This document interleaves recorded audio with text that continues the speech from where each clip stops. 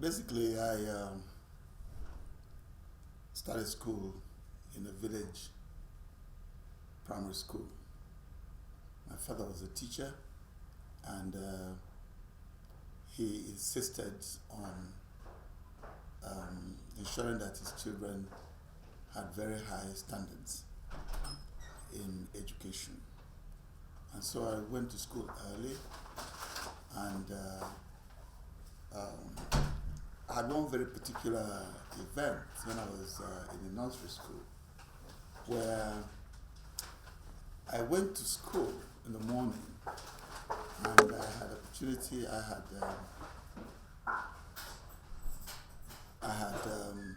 I was coming through a door, and I tripped, and I fell down, and I cried the entire day because I thought when everybody said, "Oh, he fell," I thought they meant that I had failed in school.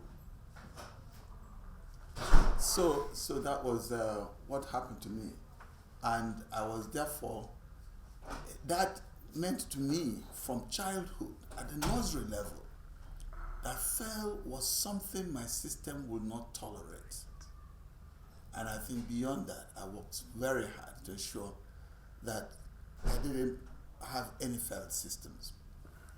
After the nursery program, of course, I went on to primary school, and on after that to secondary school. It was a new secondary school, but we set very decent records in that school when we were finishing. And also we went on from there, went to Trinity High School, and from there to Federal School of Science in Lagos, the Emergency School of Science, where I was before the war started. And as the war started, we had to return to the East. We abandoned our academic programs in Lagos and returned to the East. Quite a number of things happened as we were going back, because I was actually arrested at the Niger Bridge as having supported the Nigerian government, spoken on behalf of, against Biafra, but it wasn't quite right. I was a member of the Student Representative Council of my school, and I represented the school in a number of the societies and programs. And so they thought I was going there as a Nigerian delegate, essentially. But that being it, we went back to Nigeria, to Biafra at the time, and we stayed there through the war. We were involved at different levels, and at the end of the war, we had opportunity of returning to school. The only school I had opportunity of competing for a place was the University of Nigeria, and I thank God I was admitted into that university and went into school in 1970, graduated in 1974. While I was there, I was also very privileged because after the first year, I got the West German Government Academic Exchange Scholarship, which indeed was the richest scholarship in the university. So I had the privilege of having my fees paid, and in fact some allowance being paid to me. Beyond that, the University of Nigeria, when I finished from the University of Nigeria, I went on to Lagos to do the National Youth Service Corps. And it was a very exciting period for me in Lagos, because in fact, that was where I would say I cut my teeth in professional participation in the professions, because I had responsibility to run a livestock farm at Ikorodu Farm Institute then. And I think that I did very creditably, because we had opportunity from that, while I was there, to actually start quite a number of farms for Lagos State, at Ijede for poultry, at Agege, and so on. It was very impressive, and I thoroughly enjoyed my NYSC year. Subsequent to that, of course, I joined Ahmadu Bello University as an academic staff. and that was in 1975. I joined Ahmadu Bello University, and it was some kind of an opportunity that I had sought, and I was very glad that I had the opportunity to go to ABU. ABU was acclaimed then as one of the best universities in Nigeria, the biggest university in Nigeria. And no doubt, Ahmadu Bello University had some of the best standards in academics at the time I joined the place. From there, after 1 year, I went on to the United States to do a master's and a PhD from 1976 to 1980. And I returned in 1980 after being a research assistant in my university in the US, the University of Nebraska-Lincoln, and also a research associate, so that in fact I was a full-time staff of the university where I was there. That enabled me to do some teaching, do some research, and so on with my supervisor. It was a very exciting period for me. It enabled me to actually, it grounded me in knowing the kind of things to do when you are doing research, basic research, applied research. And were able to make contributions at different levels, turkey production, in poultry production, and so on. Beyond that, of course, after that, I returned to Nigeria, despite all the opportunities we had in the United States and offers I got while I was at the United States. I still returned to Ahmadu Bello University and lectured in ABU subsequently from 1980 to 1990. 1989, I went on a sabbatical to the Research Institute, the Roslin Research Institute in Edinburgh, where I did very impressive work on vitamin C, ascorbic acid. And the work we did there was particularly interesting because at that time, nobody had actually discovered the mode of action of vitamin C under stress. We were able to show that in poultry, we were able to identify the mode of action of vitamin C, ascorbic acid, in poultry during the hot weather, simulated hot weather. And that work we did then, as I can tell you, after we reported it, after we published the results, has gone all over the world. And this was when? This was in 1989. I was frankly acknowledged as the top researcher in vitamin C in hot environments across the world. And some of the papers we published were translated into literally every language on the surface of the earth and was distributed freely by Hoffman Roche, who were my sponsors for the study, was distributed across the world. And today, the use of vitamin C in poultry production during the hot climate is a standard procedure across the world. And that came from the work that we did in Ahmadu Bello University and at the Roslin Research Institute in Edinburgh. Well, I worked in ABU for 15 years, and then subsequently I was appointed a professor by the Abubakar Tafawa Balewa University in Bauchi. And I went there briefly for just about 8 months because at the same time I was actually also appointed director of the National Universities Commission. I was to be the first substantive director of research and postgraduate studies at the National Universities Commission. So I went to the commission and we did excellent work there.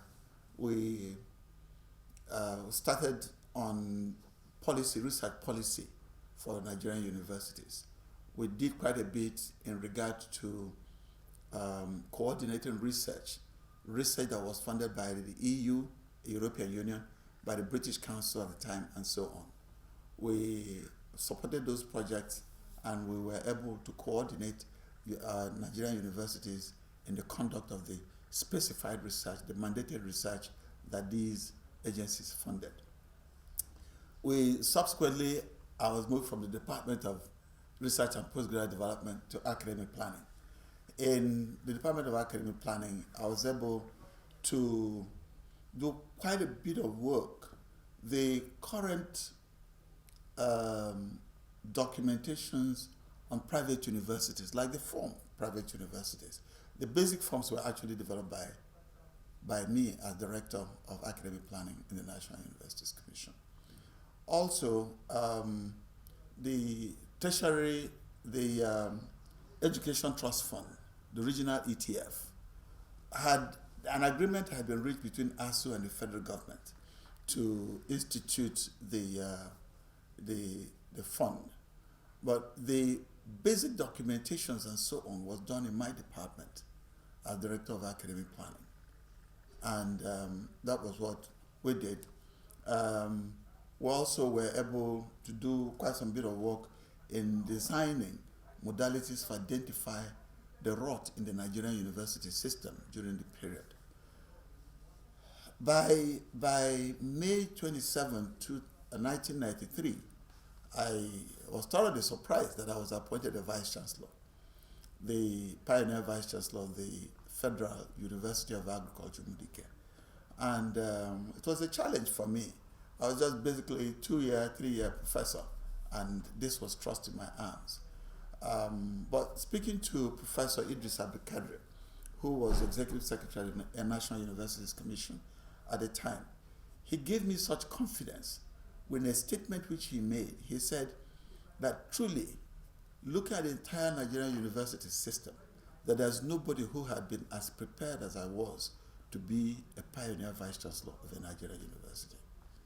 Having had opportunity of working at Ahmadu University, which was a general university, working in Abubakar Tafawa Bello University, which was a University of Technology, working at the National Universities Commission, and being Director of Research and Postgraduate Development, being Director of Academic Planning, and then this offer came. So that was his statement, and for me that was fundamental, and I kept that at the back of my mind all through the period I was at Umudike. And I was able in the period to start a university that I'm proud to say that after it went through its first accreditation, that university was ranked the second best university among all Nigerian universities. And this is by assessment of the Academic Quality Index of Nigerian universities by the National Universities Commission. So these are very basic things we did, and of course I worked at the National Universities Commission. After my period in 1999, I returned to the National Universities Commission in year 2000, and in the commission I successively was director of in the ES office, director of special projects, and finally director of quality assurance. In the period as director of Executive Secretary's office, I had the challenge of closing down all the satellite campuses in Nigeria. And the Presidential Task Force was set up with me as chair, and some directors in NUC. And with the support of the police, we went over this country, shutting down all the satellite campuses across the country. We, as director of special projects in the commission, we were able in 2 years to develop 17 projects in the for the National Universities Commission, relationship projects between the Nigerian universities and agencies, local and international. And some of the projects that we developed, one is very proud. The Voyage of Discovery, which runs today on the NTA, was one of the projects that we developed while I was on that project. And subsequently, of course, I went to the Department of Quality Assurance, where I had responsibility for organizing the reviewing the standards of the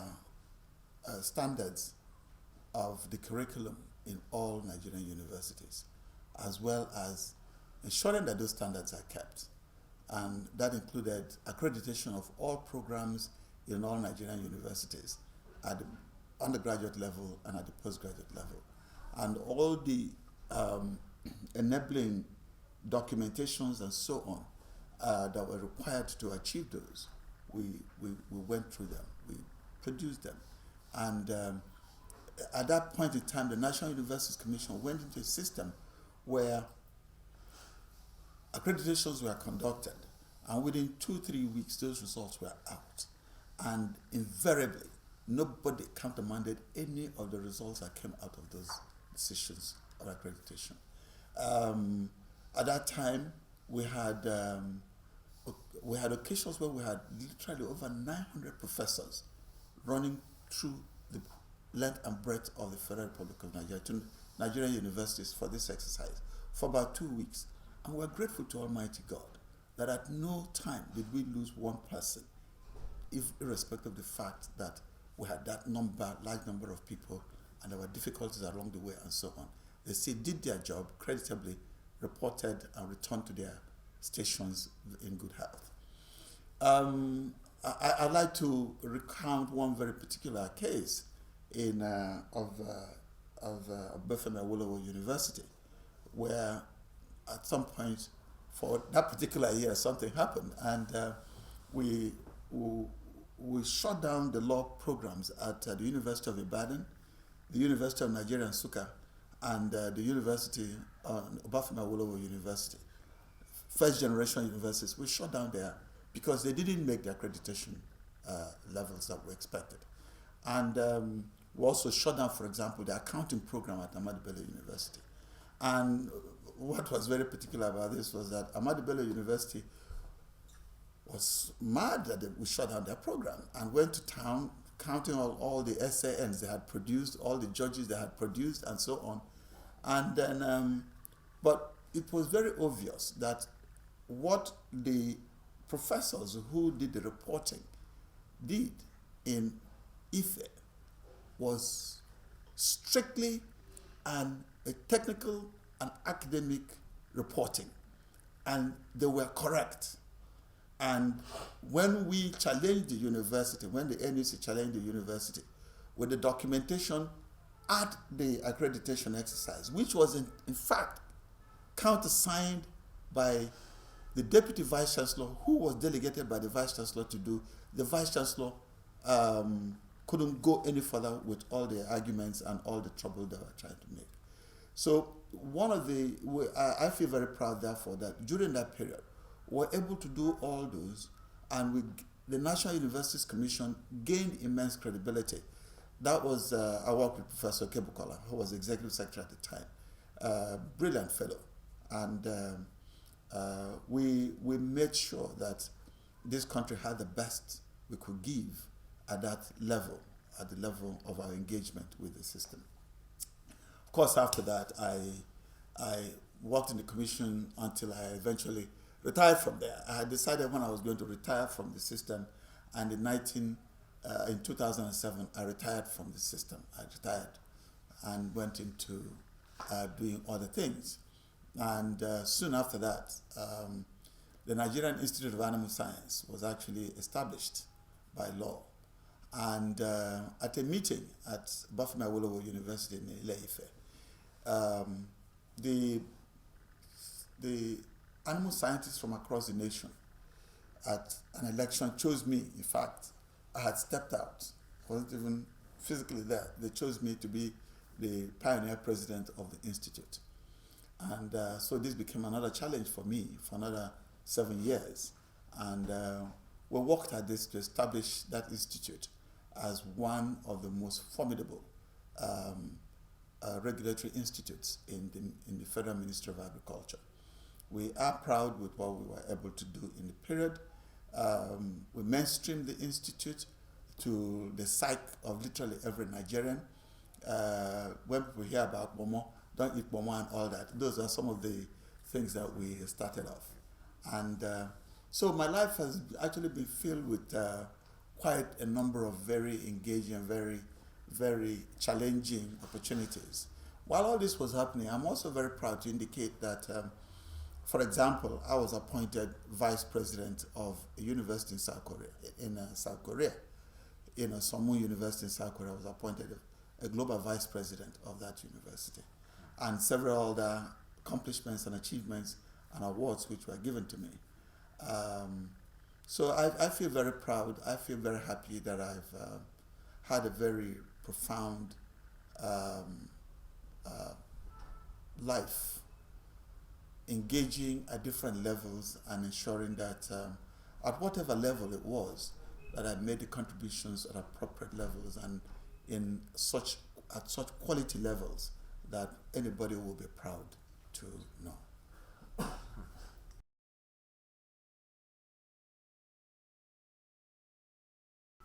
Well, I think it's basically derivative of your personal system, what you consider your values and so on. For me, I consider high performance, as basic.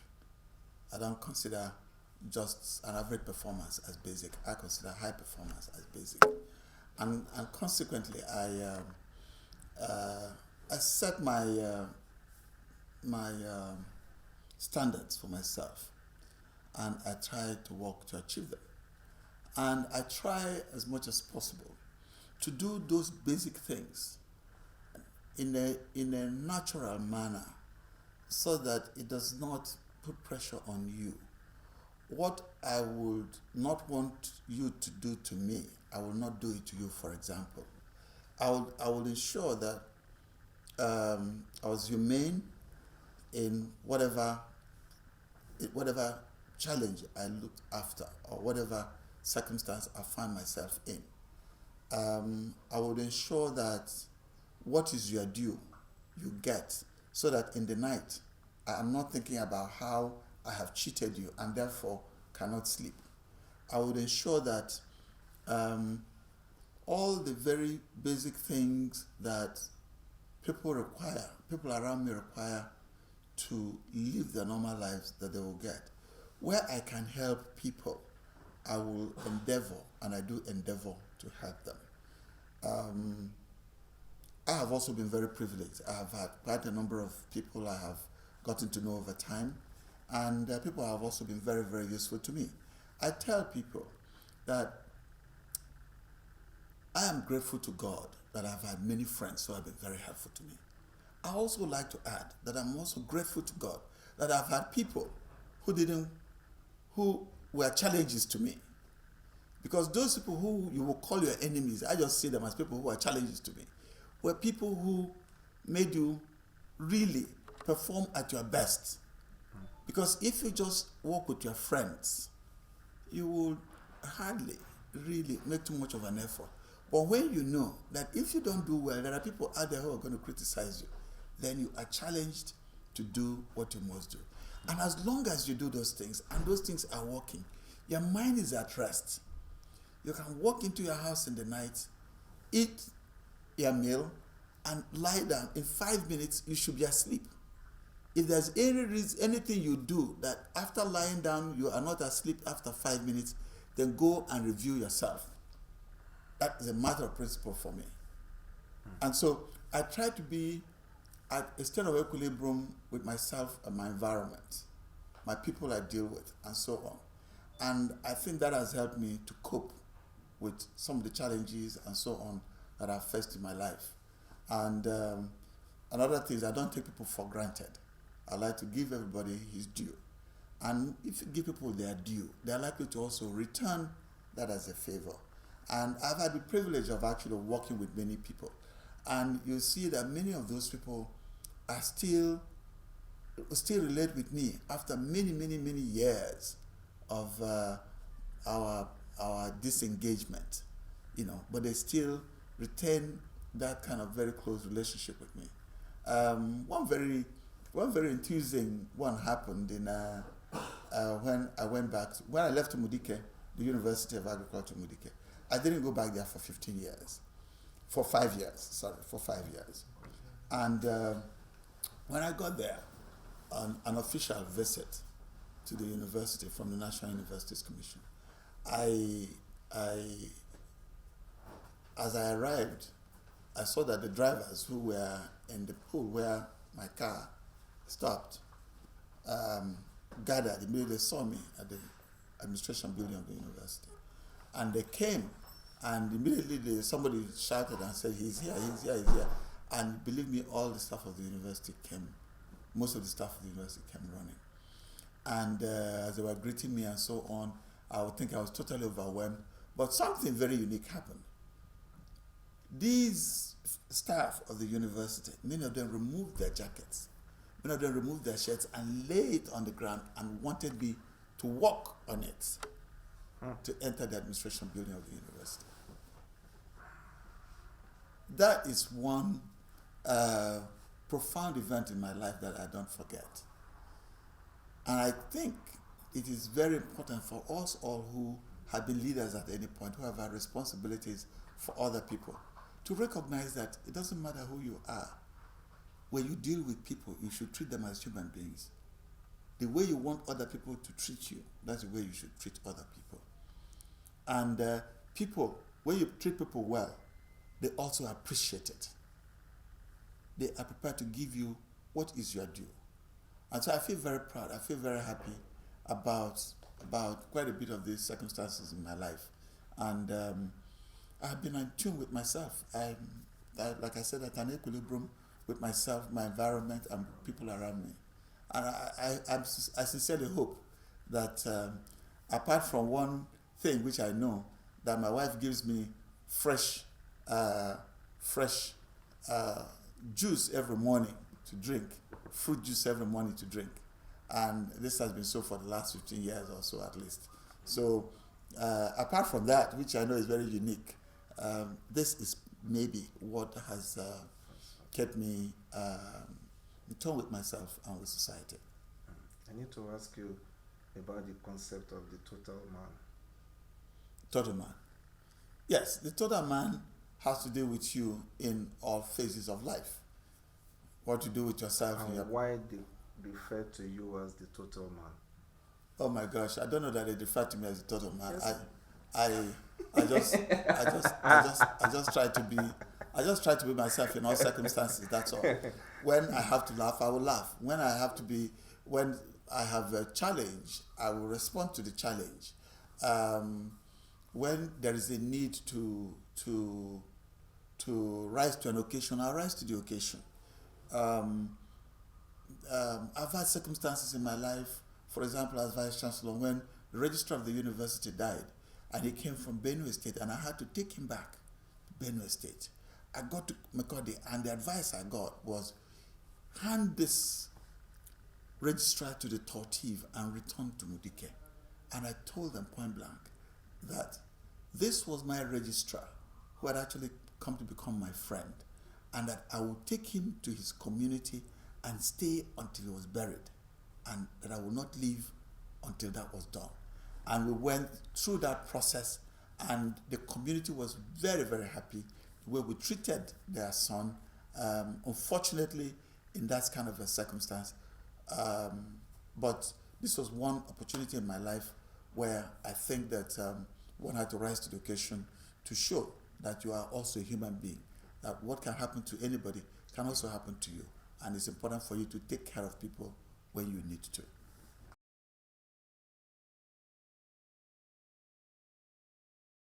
Yeah, well, if you know who you are, you will identify the points in your life where you have to be impactful, you have to make contacts and so on. And depending on what circumstances you face, depending on what events are taking place, there are occasions when you have to be physically present. There are occasions when you can delegate. There are occasions when, so for my family here, we get along very well. They know who I am, I know who they are, a member of the family. And we walk through our days. Everybody is working very hard. And then everybody knows that the only way to achieve success is hard work, hard work, and hard work. And so every child in the family knows that you don't take any challenge for granted. And in school, one is very proud to say that these children have done excellently well in school. And in the different spheres of learning where they have gotten into, they have done very, very well. Higher degrees, first class honors, and things like that have been elements that have emerged from the house. As for my brothers and my relations at home, the fact that I'm in Abuja does not distance me a lot from them. I tell them very clearly that I'm only one phone call away. I'm only one phone call away. And they know that. And once there's a challenge there, they know they can reach me very easily.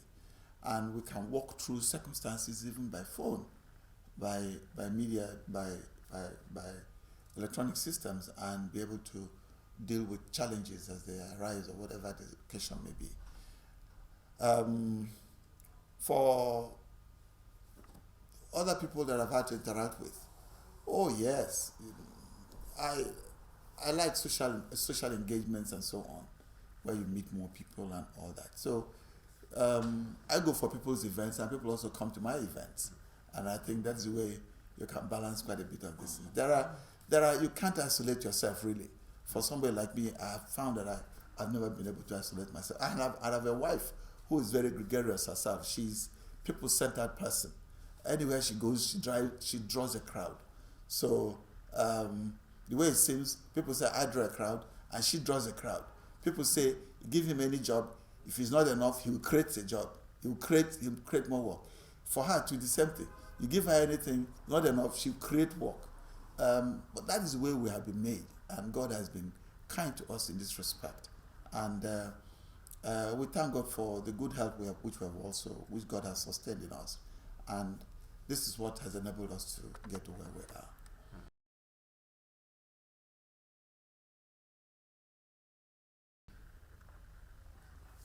There are very basic values that make society. Hard work,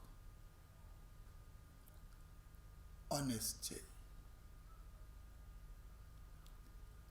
transparency, accountability. These are core values for any society. Anywhere, any age, in fact, you're talking about young people. I like to say that for our young people, it doesn't matter how far they run when they are young. I say it as a matter of principle that a man must work hard at some point in his life. You either waste your youth and work hard and suffer as an old man, or you work hard as a youth and then enjoy your old age. And so everybody, every young person must recognize that there is a time to grow and grow properly. That there are specific steps in the development of man which you must go through. Jumping the rungs of the ladder, you will find if you miss the higher step, you will crash. And so it's better to go one step at a time. And so I think for our young people, they must take another step backwards and recognize that the Clegg lights that we have today, the issue of money, people doing nothing and getting money, people kidnapping others, asking for ransom and making large sums of money in a very short time, people stealing, people being thugs for politicians, people doing untoward things. Those things are certainly going to pass away. What is going to sustain any young person in his old age is what profession you have, how you have grown yourself in your profession, what skill you have, how you have grown yourself with the skills that you have. Because this money, my people have a saying that what you get from the side of the pot goes to the side of the mouth. All this money that people can make today, because they have not worked for it, they have no value for it, they will expend such monies very quickly. Consequently, my plea to young people is to take a step backwards, reassess yourselves, and ask yourself, who am I today? Where will I like to be in the next 20 years? If you don't have the foundations that are going to enable you get to where you want to be in 20 years, then think again. Return to the basics and look for that foundation so that you can get there as a happy man in 20 years. Because if you do not, what it means is that you will make your 20 years, and that's our prayer for you, but you are not going to achieve those objectives you are setting for yourself at 20 years. So I believe, therefore, that our people must work hard, and you must be honest with yourself. When people give you responsibilities at any stage, do that to the best of your ability. Accountability. Account for whatever is given to you. I have a wife, for example.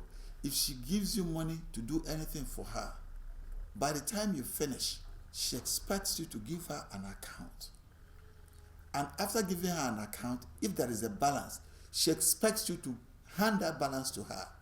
If she wants to give it to you, that will be her prerogative to give it back to you. But if she wants to take it, she will feel free to take it because the money is her own. And I think that is very basic. It's a principle that our young people must adopt. That you don't get things for no work. You don't take what is not your own. And that you will continue to have greater pride in those things that you have worked for than in those things that people have dashed you, or you have stolen, or you have got as ransom, or you have got in ways that are untoward. So, but for us as a nation, we have to start building our young people. I think the political class have quite a bit to do with this. I think the political class must in fact reduce the use of young people in thuggery. This attitude of it must be me, it cannot be anybody else. In politics, everybody wants to win when only one person can win. Why don't you give this fight of politics your best shot and let God decide who, and the people decide who God should give the mantle to represent the people. I think that is the challenge. So our young people have to return to the basics and do the right things and grow in doing the right things. And of course, put God before them. God is the ultimate designer of our lives, decider of our faith, and therefore we should allow him to guide us to achieve his objectives for us in our time and in our place.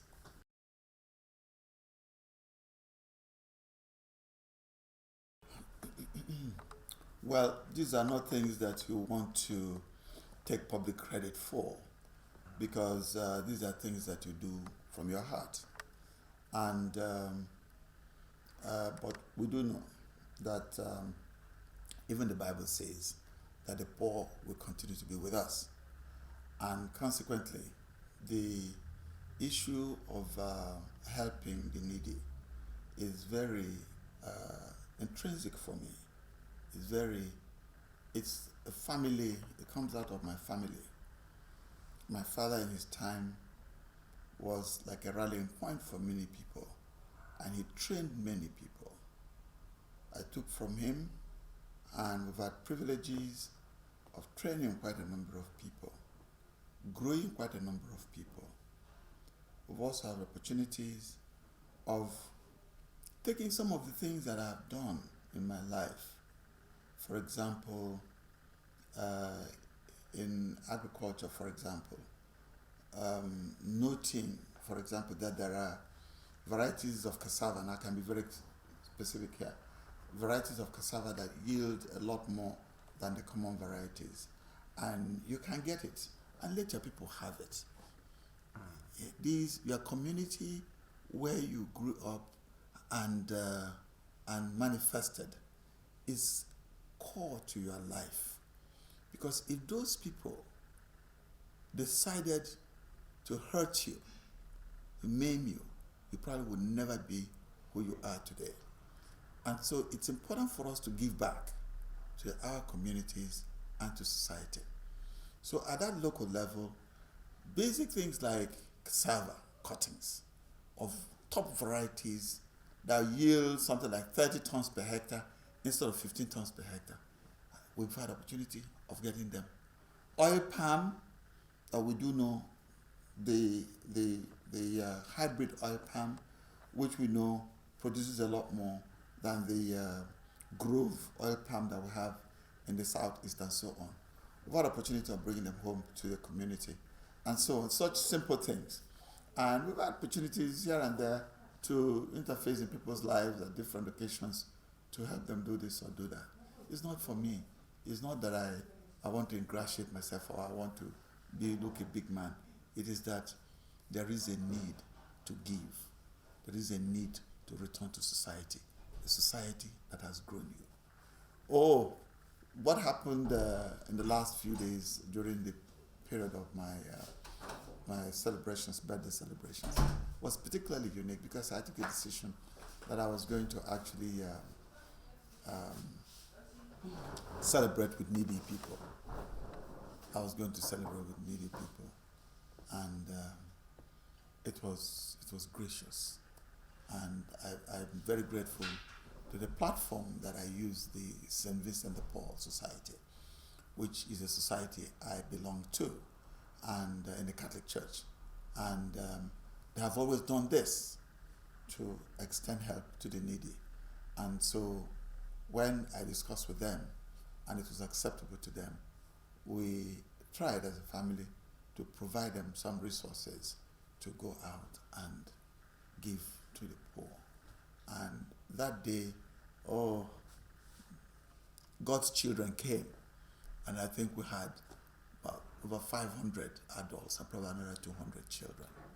And we were able to deal with them, give them food, and then we had a medical team which also tried to look at those who had medical problems, and the doctors saw them, and then we had pharmacists and drugs, and they were provided with drugs and things like that to enable them go home and feel good and feel happy and feel well. So I think for me it is core that those who believe that God has been kind to them must return something to society. And I could have chosen to have a big celebration with the same amount of money, or even less. I could have chosen to have a big celebration, bring on all the big boys, and go out and look for top drinks and so on for people and all that. But that did not strike me as fundamentally right for what I should do at the covenant age of 70. And so I wanted to do something different. I wanted to engage with people of God. I wanted to engage with people who would not have enough to eat, to drink, to look after themselves. Sick people who were carrying their illnesses around the whole place because nobody's out there to help them. So for me, it was a very profound occasion. It was a very unique occasion, and I'm grateful to Holy Trinity Parish for allowing this event to take place. the parish priest there, Father Celestine Jim, was very, very supportive. He was very, very supportive. And when he heard that that was what I wanted to do, he even announced it in church himself to invite those needy people to come for that program. And members of St. Vincent de Paul took it on from there, did all the organizations and so on. And then quite a number of my friends, when they knew what I was going to do, actually came to the event. They actually came to the event to participate, to help, to do this or that. And then many of them have told me that they are going to find opportunities in their lives to be able to do similar things to needy people. And so I feel very fulfilled. I feel very, very happy about it. I continue to pray that the people we meet every day we call needy, that God in His infinite mercy will also transform their lives so that they will be givers rather than receivers. And as I go, we see these large numbers.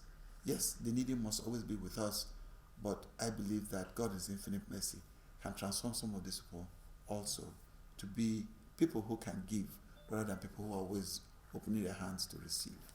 So a little bit of that is something I would say, yes, that's the kind of thing that gives me intrinsic happiness, not extrinsic happiness, not the outside happiness, but happiness to the core of the person, you know, and I would like to leave it at that.